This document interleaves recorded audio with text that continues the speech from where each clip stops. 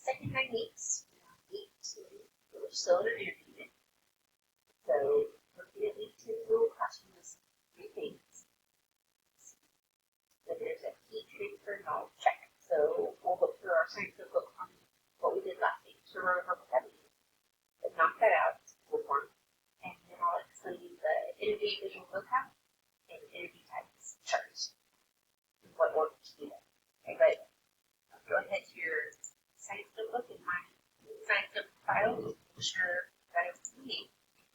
There's our notes for today, and I'll show you my journal in a second. I get this off them now.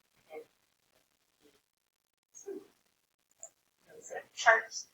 Now, if you have the option of printing off that chart, you're welcome to do it. If there's option 2, but just don't print off and put it in. Right? That doesn't do anything for our brain. So at least underline, highlight, draw pictures, go over the material if you're not handwriting it in. First up, let's look at our science notebook. Well, let's see. Start with our interview divider. Just make sure that one. Make sure this third. Beginning of the new microbes is strong. There we go. We have our interview divider, and we observe the water. Went through time every 5 to 10 minutes or so.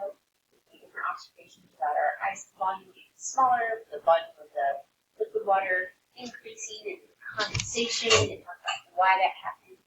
And remember, there's no such thing as cold, just as heat. So that ice wasn't making like in my tea, right? The ice isn't making my tea cold. You're like, not like I say that, like not saying my tea is making my ice warm. As the tea temperature goes down, the ice temperature goes up, and that's my nuts. Think of it like a bank account. If I give you money, my bank account goes down, and your account goes up. They're what it is. We have our temperature notes. Either we wrote it by hand, or we had a printed copy version of them. So we should know the difference between temperature and thermidity. And then a little bit about each of the scales. Fahrenheit is the customary, and we only use KBS. Celsius is what the rest of the world uses, and scientists. So this is what we'll focus our attention on. But in special situations in science, we use Kelvin, and that's has to do with our concept of absolute zero. Look at this motion of particles. This is what temperature actually is. Then no motion should be 0, and there should be negative numbers, which makes some sense, right? So you just have that in there. Then your temperature practice. We talk about how to read a thermometer. There are 6 thermometers on classroom to practice reading, and then check your answers. Okay? If you don't remember how to read the line of the thermometer, it's like a ruler. But this is here on the last explanation. So practice reading the thermometers. The last time we met, we did heat transfer. So that thermal would be going from higher concentration to lower concentration. And that thermal energy is going to move through one of 3 ways. Through convection, which is direct contact, either with a solid. Convection, which is fluids. And that convection current stuff happens. And then we got radiation through waves. So if I give you a situation, you will pick out where each of these are occurring. Like in this one table here, like the soup on the stove, have all 3. So be able to pick out specific instances which type of heat transfer is happening. But for today's stuff, we've probably heard the law of conservation of energy, or at least the law of conservation of mass. Substitute into our word. Energy can either be created or destroyed. So we're not making energy and it's not disappearing forever. We're just changing it from one form to another. So like when you rub your hands together, you're using that chemical energy of your body to make the chemical energy of your hand.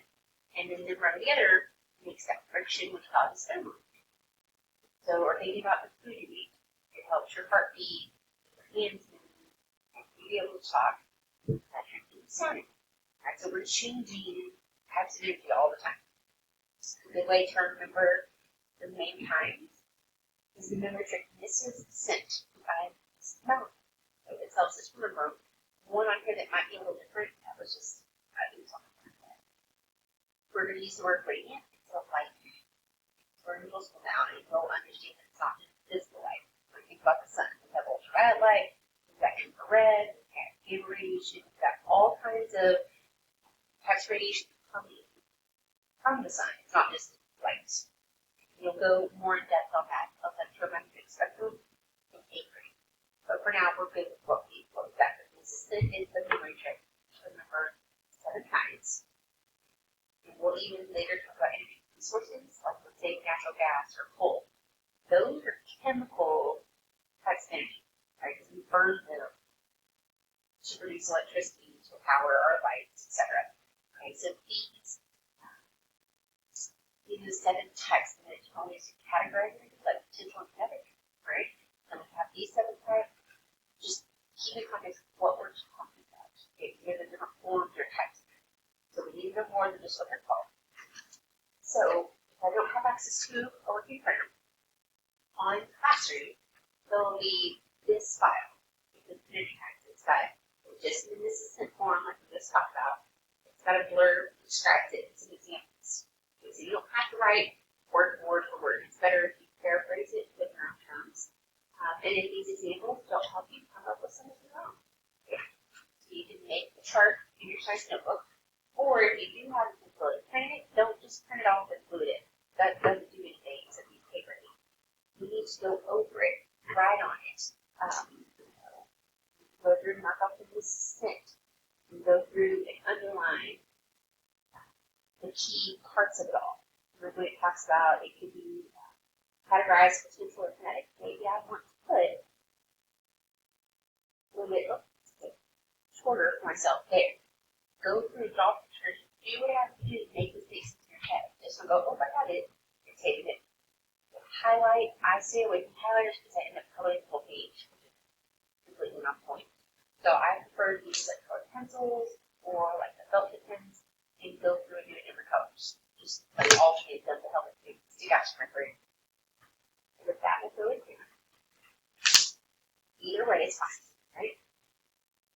Once you got that finished, you'll see that was the energy text chart right there. Then you'll move on to the energy visual vocabulary. So most of us are visual learners to some degree. And sometimes it helps to see picture form. So, the table energy you can use a little slide. Just take a slide. You can use whatever computer program you do your art on. You can do it by hand, or leaving it wide open for your creativity. I don't want to put you in a box.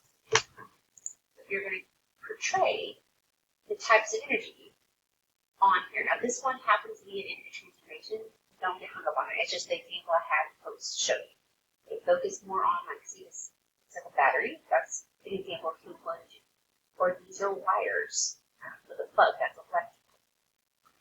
So you're expressing it visually what that type of energy is. Now there are 7 types of energy, but 6 letters in the word energy. So you can pick one not to use, or you can use that 7th one as the background. Maybe like with thermal, maybe have like heat waves around all the letters. Like I'm giving you a wild bird here to be super creative. If you wanted to make it extra, you can go through an energy transformation like this. It's just a different version of something we've done in the past, but it's just what I had to show you. As far as the one I just kind of sketched in the past, right? So, the same thing. My battery, and working the way through. This one, the picture I've shown you is transformation 2. It does not have to be. If you want it to be, cool, but it doesn't have to. So, no matter if you use a site or some other program, or you do it by hand on paper, I want you to submit it. So either take a picture if it's physical, or if it's a slide, post it. If it's some other program, pack it up and put it out. Okay? That's what you need to do. If you have questions, shoot me an email or send me a message on Google+.